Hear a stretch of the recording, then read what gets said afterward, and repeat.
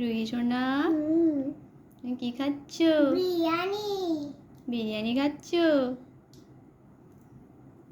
তোমার কি বিরিয়ানি খেতে ভালো লাগে?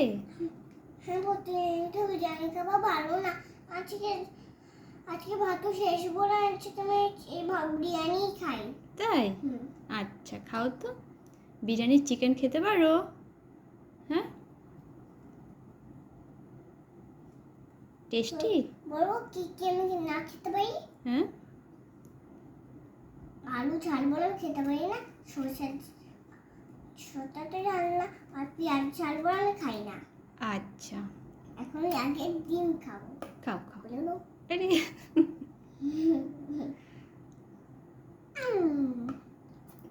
টেস্টি।